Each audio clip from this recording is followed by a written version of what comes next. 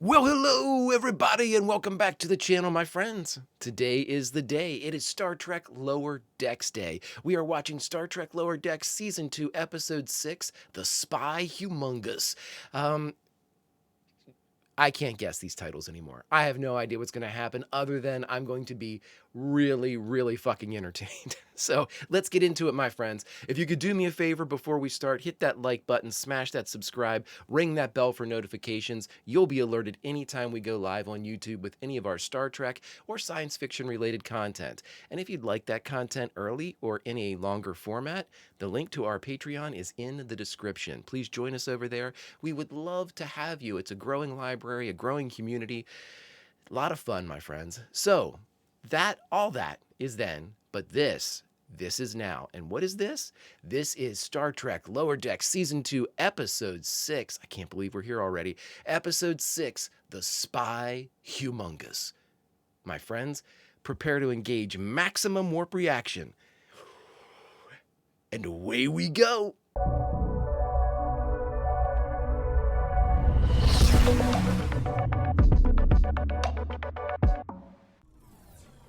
Cold open. The Packlids continue their unprovoked attacks on Federation trade routes. Packlids again, huh? Diplomatic mission to the Packlid homeworld, which they call Packlid Planet. Of course they do. If you keep doing Picard-level peace brokering like this, they might give you an enterprise.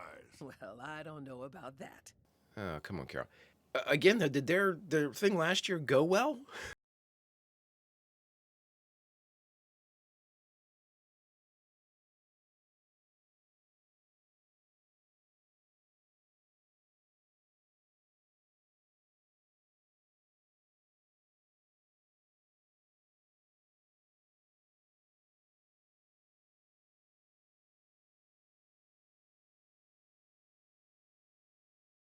Still security? What about Kayshawn, though? You! Why did you steal Rumdar? Who is Rumdar? Ransom, is there a Packlid on my ship? I think he's requesting asylum. No! Until she gives Rumdar back, Janeway stays here! Well, at least they don't think it's the Enterprise anymore, I guess. You know? All right, we're at the credits. Okay, so, again, dealing with the Packlids is interesting. I'm not even sure how you deal with the Packlids. Because here's the thing, I when they were talking about this, my mind was thinking, okay, so you engage in some type of ceasefire negotiations with the Packlids, and I mean, no offense to the Packlids, you could get them to sign whatever. I mean, are they going to remember it? Are they going to honor it? Are they going to even understand what they've done? You know, I don't know. I honestly, God, don't know how you deal with them. All right, let's see what the hell's going on. I'm going to say this. I don't like the Packlids at all. They're good bad guys, but... Oh, no. Anomaly consolidation duty. Oh, yes! Oh, what's this? What's anomaly consolidation? You get to go around the ship and collect the bridge crew's research materials from their missions. It's trash day. It's our bosses who've accumulated all sorts of stuff saying, hey, peons, come pick up our trash. Dangerous science trash that can't just get recycled in a matter recombinator. We have to pack it up and send it to a facility. What's the facility? Dystrom Station or something? Dystrom? Daystrom? Daystrom. Sorry. Damn, Tendi. I mean, it's comical, but I'm not sure it's that funny. I think we found Tendi's funny bone. Heard a lot of buzz about your time on the Titan. Oh, Ensign Casey, hi. Ensign Casey. Legend, listen, we've got this little club where we help each other rank up, and right now, we're down a member. Pajak got promoted to the Ventura. Oh, Jen. That's what the red shirts do. We help each other land promotions. The red shirts? Captains. You call yourselves red shirts? Cool name, right? No. You served with Riker. That kind of experience is super valuable. I don't know what species that guy is either. You tell us Riker stuff today, I'll get you in the running for the big chair. I don't trust you, Ensign Casey. You don't carry yourself like a leader. We could help you with that. Oh, if there's anybody on this ship that can teach you how to be a leader, you're already best friends with them. Now, if you want to know how to rank up, hang out with Ensign Casey. More trash for the rest of us. I smell adventure. Oh, Tendi's fired up. I want to see how the shields work. You want to see our top secret defensive schematics? Yeah, and your Crimson Force field, too. Okay, so you're the spy? Humongous? You getting Basmenti when he pulled back the veil vibes from this guy? Oh, yeah. I like when he throws in his Tamarian stuff. reveal I something hate the about the Packlids. attacks. Keep them talking. Can't stand the Packlids. Oh, great. A pile of unlabeled crystals. You're supposed to keep stuff like this in a lab. It's the Infinity Stones. Oh, man! Well, that was dangerous. Tindy, whoa, easy. I think that's from the planet where everything evolved all weird. Full body. Trekkie, grab the red vial. Got it! Oh my word.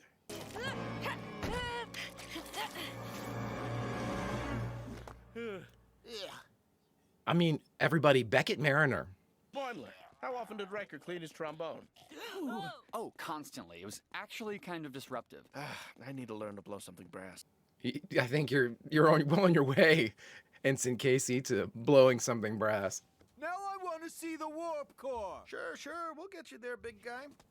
Don't take your eyes off this dude. I think this is an act. Don't take your eyes off this guy. Less about their systems. No, fucking A. Come on. Lead detected. What? Did he leave the ship? Did he somehow... Here we go. Fucking A. I'll check engineering. See his eyes red. I love that shit too.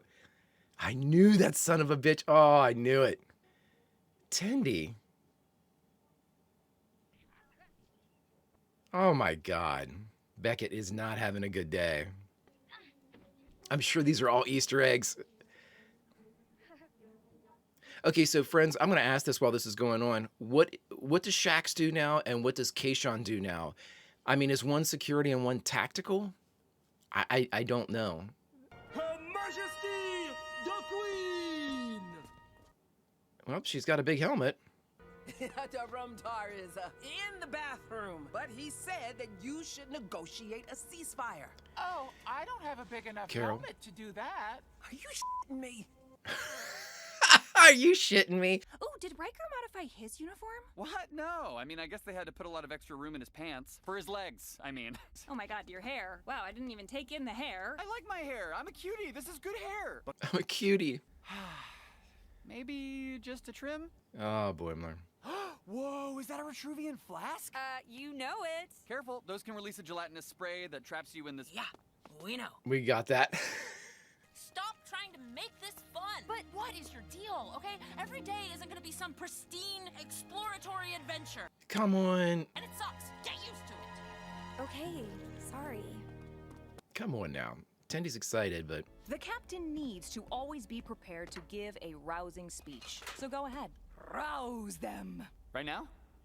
Okay, attention crew. I know people that do this shit. I mean, obviously not for Starfleet, but like fake corporate things and give like speeches and reports and shit. Close your eyes. Think about Riker and say what he would say. I may not know exactly what we're up against, but I do know that in this, our darkest hour, I'm grateful. Grateful to have a ship and a crew I trust with my life. It was pretty good. It was pretty good, Brad. Wow, even Dr. Miglimo has stuff? I didn't know he even went on missions. It's a pile of random junk. Come on, even you have to admit that. No, and honestly, I'm getting tired of you guys whining all day. Yeah, Tendy. Then I'll just do it myself. Okay, Well, works great for me. idea. Yeah, now watch Tendy get in trouble here because... Look, he's throwing out a perfectly good storybook. What? Oh no! Oh my God. This shit was just laying around. Hang tight, Tendy. Don't get digested. Why is this thing screaming? I mean, I'd be screaming too if I looked like that. She just pooed out. And she just injected the hypospray into its sphincter. Anomaly consolidation date is the worst. Right, you know, Tendy has a very good attitude, and to finally break her is kind of disheartening. I am Emperor of the Packlands. Okay, well then, it's an honor to Revolution! What is going on? The big helmeted Packlands will no longer control us. Ooh, I am now Packlet leader. Oh my word. These Packlids. Oh my god, I just can't stand them. I think I'd rather be on anomaly reclamation duty or whatever it's called. I'm feeling way more captainy than usual. There's Barnes. Nothing tells you about a captain more than the officers they've chosen to have at their side. That's true in your social life as much as it is on the bridge. Oh, Casey, shut up, dude. Those three are always elbow deep in some kind of slime. Yeah. And slime's a given. No, we work in Starfleet. They work for Starfleet. Oh, dude, get fucked. I must have sounded so stupid. I thought we were gonna have so much fun picking up the trash. Ha! I even Oh no. So Instant Genius over here figured it would be fun to get closer to the action. Uh-oh. It sucked, and being lower deck sucked. No, no, no. Oh, Tendy? Ford, Oh. Oh, what? I'm getting tired of you guys waiting all day! Oh, dear God. Jesus. Oh, please, Tendy, don't hurt anybody. Is that Tendy? Come on, Boimler. Is a ship that's never... They're all gonna get killed. We're inspiring the crew. We are the crew! Yeah, get in there, dude. Computer, birthday cake, lit candles, various temperatures. Lit candles, various temperatures. Cake with all this bean slime on my... Get her to laugh. Oh, Boimler, you're so fucking smart. It's working! Her emotional armor is weakening! Oh, Brad. Honey shrimp soda, corn stick, chicken nugget, crispy lemon, rock candy, chili gravy, chocolate sundae, hot! Oh, Brad, you beautiful bastard, you. I forgive you for what you did last season. You okay? Yeah. Jeez, I was really out of control. Thanks for saving me. Oh, of course. That's what we do. Oh. Hey, you know what? That's how you lead, motherfucker. No, how long were we out? Rumdar could be anywhere. We never should have underestimated him. Well, he's dead. Holy f***. They could survive in... He's totally fine. Packlids are strong. No shit. Dear God, beam him up. Ah, Rumdar returns! And she is not Captain Janeway. She is Captain Freeman. That's what I've been telling you. Gasps. I didn't tell you anything about our big plan to smuggle a Veruvian bomb onto Earth. Wow. Oh, Rumdar, you truly are a master spy. Two to beam up. Wait a minute! You just beat Captain Janeway! Get him a big helmet. we were kind of being punks all day. We should have fed off your enthusiasm, not tried to tamp it down. That's a crew, everybody. Oh, I still smell like slug-digested scorpion, don't I? Yeah, the smell of adventure. To the sonic showers. You made a fool of yourself to make a bug laugh. It was shameful. It saved his friend. You guys are wasting your time on this red shirt stuff. Be your own captains. Cute speech. I'm sure it'll play great on the lower decks. Come on, guys. Guys? Oh. I think I'm gonna take a break from the red shirts, focus on my duties. Yeah, fine. There you go, Jen. Sir, I'd like to nominate myself for the acting captain position. Huh? I'm the best candidate to lead the Cerritos to victory. Oh, I don't care. Sure. Quick thinking in the mess today, Mr. Boimler. You showed some real leadership. Thank you, sir. Nice. A Winger Bingston show sometime? Now that guy can deliver a speech. Winger Bingston, a running joke. Acting captain, you have the con. By yourself. New shift on deck. Get out of my chair! Thank you. It's a great honor. Go clean up airlock 17. Packlet did something unspeakable in there. Yes, sir. Oh, man, good episode. A what? We can use it to broadcast our voices to other planets. What's that good? What? Yeah, like, what are we gonna do? Prank call Armis? I wish I had someone to torture. Hey, Armis! You look like a big bag of crap. Who said that? Show yourself. I am Armus. Is this the person? Damn you! Don't go anywhere near that planet. Oh, I love this show. Oh, this show's so good. All right, my friends, we just got done watching Star Trek Lower Deck Season 2, Episode 6. Oh, I can't believe it. The SPY Humongous. And the only thing left to do is to talk about it. All right, everybody, we just got done watching Star Trek Lower Deck Season 2, Episode 6, The SPY Humongous. Oh, and the thing that I had forgotten to talk about, that the Armus at the end, I believe that's the creature that just like out of the blue kills Tasha Yar. I think that's it.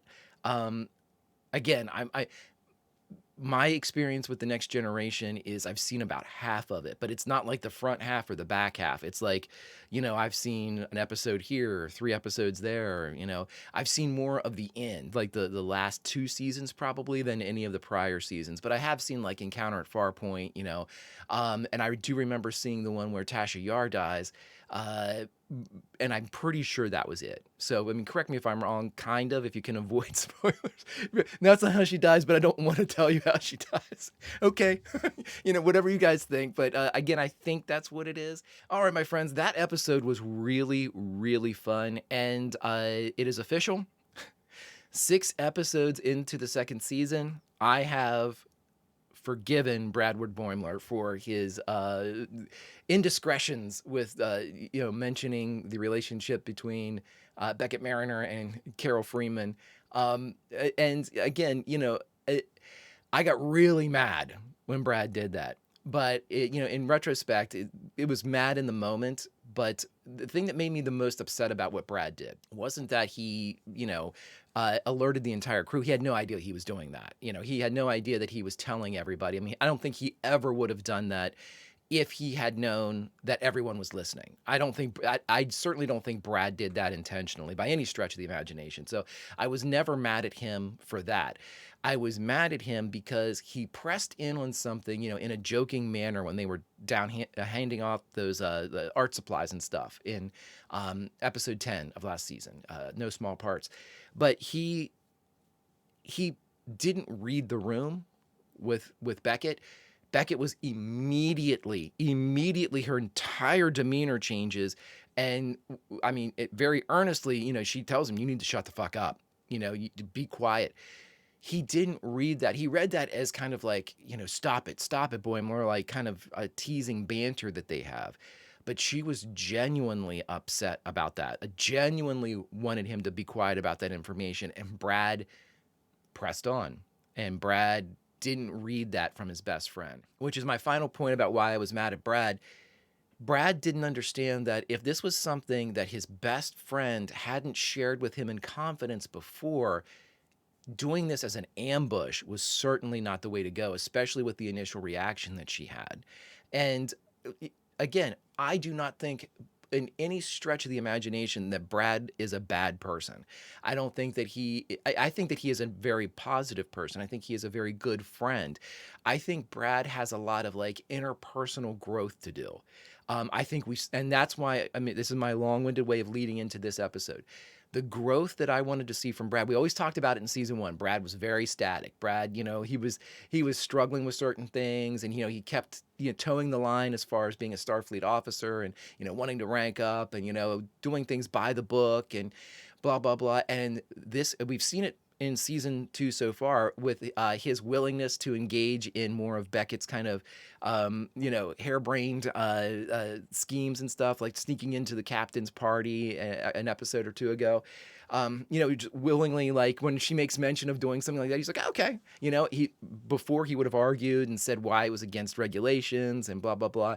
But we see a kind of not a maturation, I guess, like a more of a willingness for Brad to engage in these type of shenanigans without the thought of he's moving more towards the center. If the spectrum is, Beckett and Brad, he's moving more towards Beckett. And I like that. And I think it's showing a lot of growth that we needed to see from Brad.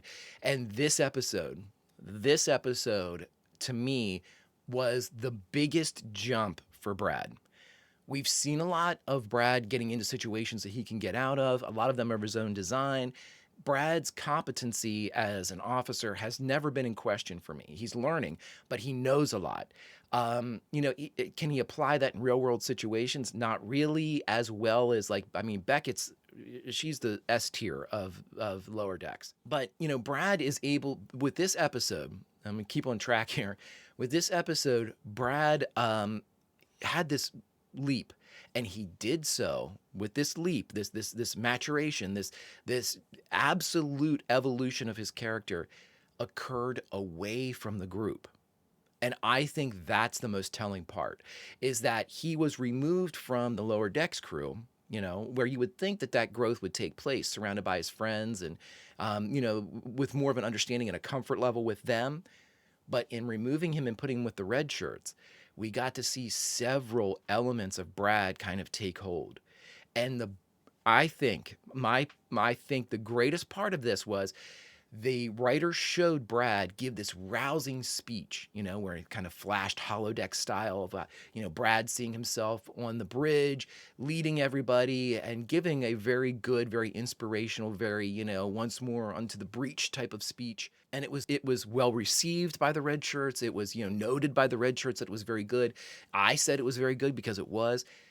But to Brad, the lead in for that speech, the hint for that speech, the prompt for that speech was, what would Riker say?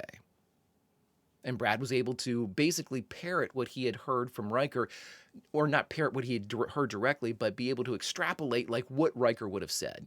Given the circumstances and his knowledge of Riker would have come up with something like this. Now, that's not to say that Brad wouldn't have come up with something very similar, but the prompt was not what would Brad say, it was what would Riker say in this situation. And later on in the episode, we see where Brad's thought process had kind of moved through. And he said, you can't pretend, you can't pick and choose like watching captains and do impressions of them. You can't try to like emulate them. You have to be your own captain. And so, when Ensign Casey, who hasn't gotten that memo yet, didn't realize that just ranking up isn't part of, you can do that route. You can just try to rank up as quickly as possible. But the problem is, I'm sure many people were able to do that just by the power of their profession, the skill that they possess. They're so good, they rank up very quickly. But the thing is, the higher the rank you go, the more of a burden of leadership you assume. And if you do so rapidly without that equal growth in your ability to lead, well, then you're going to get up into rarefied air real quick and realize you're out of your depth, ironically. And I think that's what Ensign Casey is kind of gearing towards. Ensign Casey could be someone like they just talked about how they lost a member of their group. It was promoted to the Ventura. But the thing is, if we're to believe that that person that was promoted to the Ventura was, kind of a graduate of the Red Shirts class of promotion, then they're not really ready. They're saying the right things. And I made mention of this during the reaction. I used to work in a corporate environment. And there were many of the people on the sales team and then all the different teams at this place. They would work on what they would call like their 3-minute or their 5-minute. And these were sales pitches that they would can and kind of have ready to go. And I always thought it was so disingenuous because it was like, you're pulling from a data bank of something that you've kind of, memorized, and you're kind of, square peg round hole slamming it into the situation you're currently in. And when I mean these guys wouldn't deviate from the memory, they wouldn't deviate. Like they actually, when they would have like whoever they were talking to was a blank. So, and when they would go through these, they would literally say fill in the blank so they didn't get used to saying a specific name. I mean, it was crazy. So regardless, I can see where there's a corporate approach to ranking up, which was what Casey did. And there was Brad, and we got to see Brad's growth, which was very, very good. Brad's willingness, knowing that the only way to save Tendi was to get her to laugh, to reverse the emotions from that cube, that he was quick to identify. Even Beckett didn't know what the cube was, which I thought was very telling because normally, to this point, Beckett has always been the one to say, oh, it's this, or it's that, or we should try this, or we should do that, and has been correct. But as soon as that happened to Tendi, Beckett was like, I don't know, what was this cube? I don't know this cube. And then when it was presented to Brad goes, oh, and he identified it immediately. Again, this isn't we're not keeping a scorecard between Beckett and Brad by any stretch of the imagination. My idea here is while Beckett has a ton of information, so does Brad. And Brad lacks a lot of the table legs of leadership that Beckett already has, but Brad is starting to grow into that role. And I this episode to me was the Brad Boimler episode, because this is the episode where I think that I'm going to be able to look back and say, Season 2, Episode 6, The SPY Humongous, was when Brad began to launch. And I think that we got the countdown. We had the 3, 2, 1, the thrust fired out. And I think Brad is beginning to move in the direction that he wants and that we really want to see. Because he's accepted that the idea, which was his idea before too, the idea of just ranking up for ranking up's sake that Ensign Casey has and that the other red shirts had, is no longer his dream. It's no longer his course or path. And it absolutely was. That was exactly, he was Ensign Casey to a lesser degree last season. He wanted the same things. You know, maybe not necessarily emulating, but I mean, doing the walk. You know, everything was about doing what he thought could get him ahead because other people had done it before to get ahead. But this episode, season 2, episode 6, The SPY Humongous, Brad did something against the grain, did something that was off book, did something that, you know, Ensign Casey wouldn't have done and didn't do. And he did so successfully that not only did he save the day, sure, he made a fool of himself. So what? He saved the day. That making a fool of yourself means nothing if you accomplish your goal. And if your goal is especially to save somebody, you didn't make a fool of yourself. It's called being a hero. And that's what he did to save Tendi. And no matter, you know, Ensign Casey, yeah, he was asked for acting captain and was awarded it. Again, he's up in the rarefied air and he didn't deserve to be there. But it was Ransom, who I'm starting to really, really like. Ransom, who went by and said, hey, great work in the cafeteria. You know, the mess hall, you did a great job. You know, that's noted, that's leadership. You know, that was quick thinking. That's what we're looking for. That's something that'll make you stand out because it's something that nobody else did, including Beckett Mariner. Now, would Beckett have done it if she had known how to handle it? Oh, absolutely. She's a hero. So would Rutherford. But in this situation, it was Bradward Boimler, ensign of the USS Cerritos, that saved the day. And my friends, I do believe that this is where we see the launch of the future captain of the Federation and Starfleet, Bradward Boimler. And I am I got chills. I am incredibly happy for him. And again, it is water under the bridge, Brad. This is who I needed you to be, and this is who you needed you to be. Buddy, oh, I'm so happy for you. My friends, if you've stuck around, hit that like button, smash that subscribe, ringy-ding-ding that bell for notifications, and you'll be alerted anytime we go live on YouTube for any of our Star Trek Lower Decks, other Star Trek content, or our sci-fi offerings. But my friends, that's all then, and this is now. What I would like you to do as homework after this episode is go out and be your best Bradward Boimler. Go against the grain. Be a leader and a hero if you can. My friends, Vulcan roll, and I'll see you next time.